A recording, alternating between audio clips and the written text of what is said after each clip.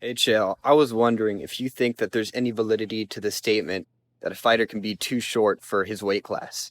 Recently, Ali Latifi moved up to heavyweight, fought Derek Lewis, and lost a unanimous decision, I believe. But many people, including myself, thought he won.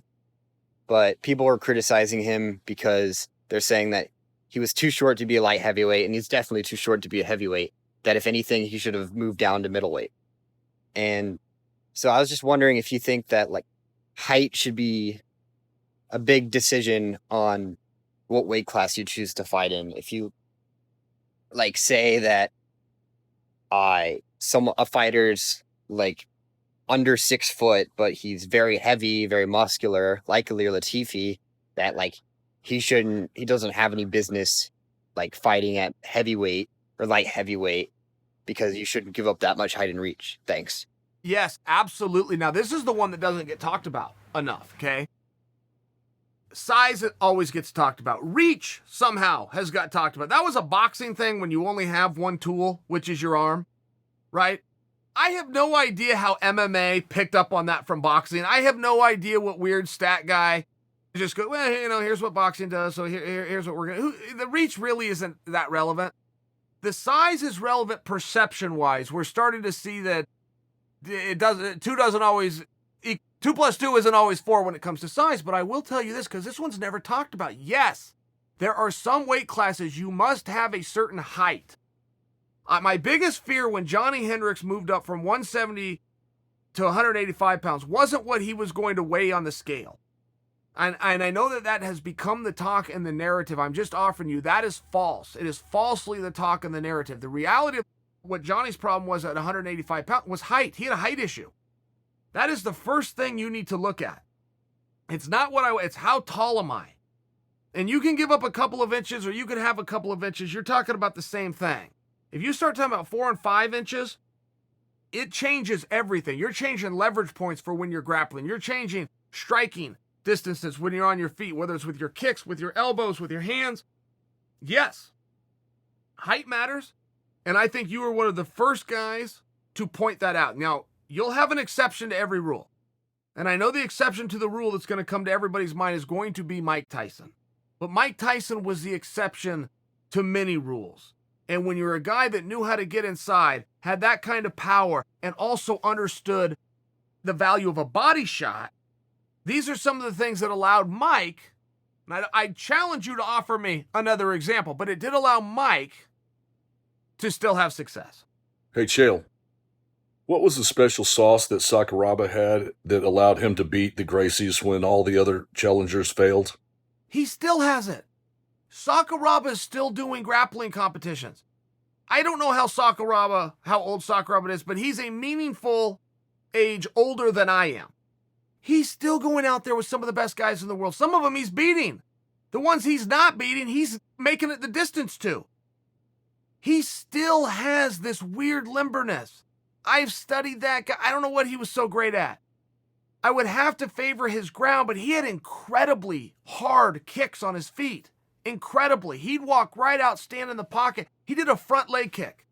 With his front leg, not his power leg, that would be like equivalent to your jab. He had this front leg kick. He would kick you so hard he put welts you could hear the kicks coming down. You'd want to go to the ground with him. I mean, he was very, very good on his feet. He was always well conditioned, and he was an avid smoker. Sakuraba would be in the locker room before matches smoking. He never got tired. He wasn't a strong guy. You could tell that just reading the book by his cover. He had these muscles coming out. He wasn't a big guy. He had a great understanding of competition. He had a great mind for it. He was very relaxed. He had a great understanding of submissions. And he was a guy that it would always be a 2-on-1. He'd always come to a key lock. He'd always have 2 of his hands on one of yours or one of your feet or one of your legs. Now, that's very common. He's not the only one to do that, but he would get there and he would put 100% into it. He was kind of like a smaller version of Josh Barnett in that way. This is going to be your problem, not mine. And I think that helped him. I think some of his wireness and his rubberness, I think he was a little ahead of his time on being well-rounded.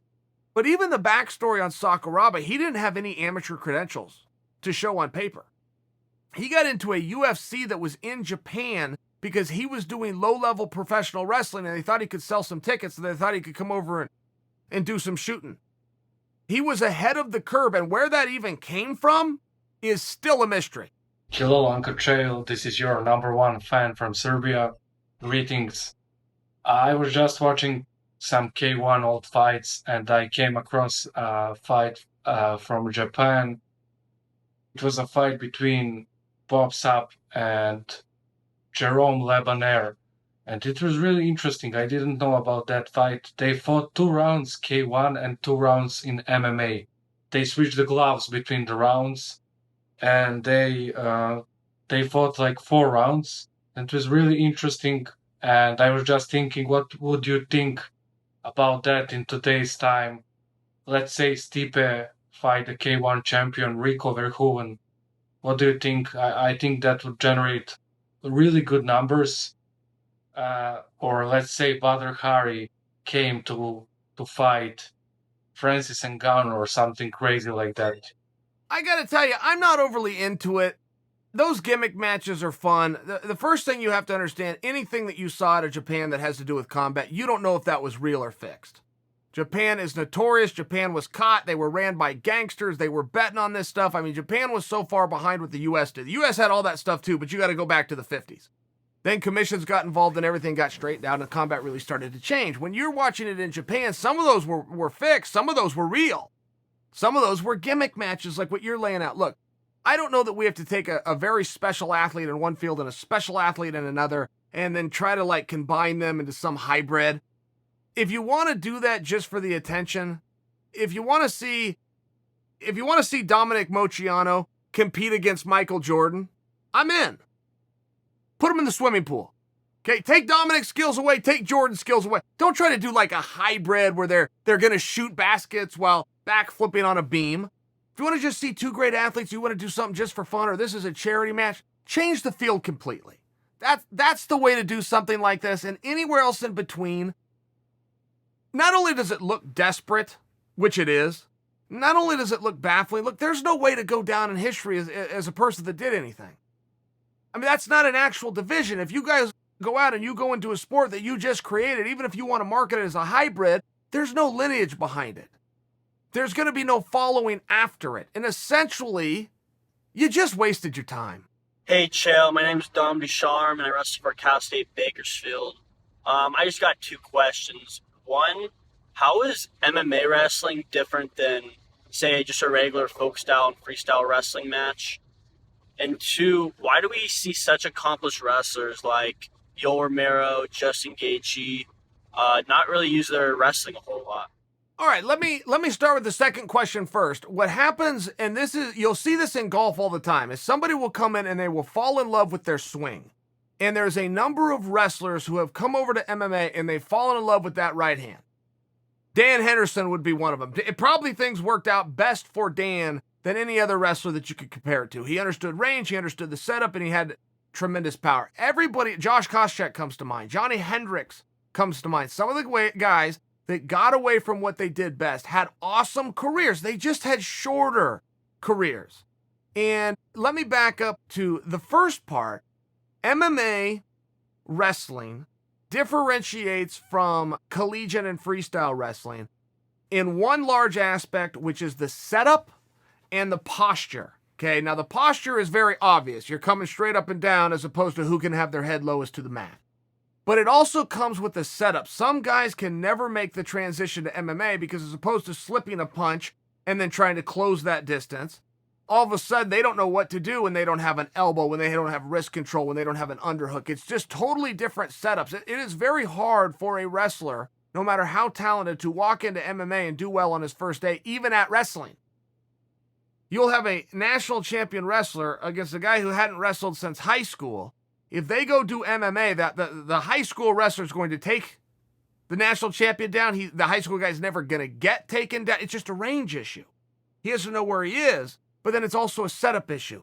Learning how to throw a punch or shorten it. Sometimes you want to stick a guy to blind him. Sometimes you want to lift it just to fake going for your range. Sometimes you want to fake the shot, come up to the strike, go back to... It's just learning. And the wrestlers are still doing very well in MMA. It's just been a longer curve. Where it used to take them 6 months, now it's taking them 24 months to make the change. The wrestling is still a very good base. It's just one aspect now. You get on top of a guy, you can figure everything else out from there. Well, now you're just changing positions. Guys are different on their back. They're different on their feet. And the third, and it does go in this order, okay? Starts with posture, goes to setups, but the third, and I think that you should be aware of this because I'm interpreting your question as you being an aspiring MMA guy. The third is the duration of the match. A wrestler gets very good over his life of knowing how to go 7 minutes hard. But MMA at a minimum is 15, at a minimum. And certainly a guy like you has dreams of being the main event and the champion. Now you're talking about 25 minutes. So a wrestler who has a very good cardio background does have to learn how to extend that time.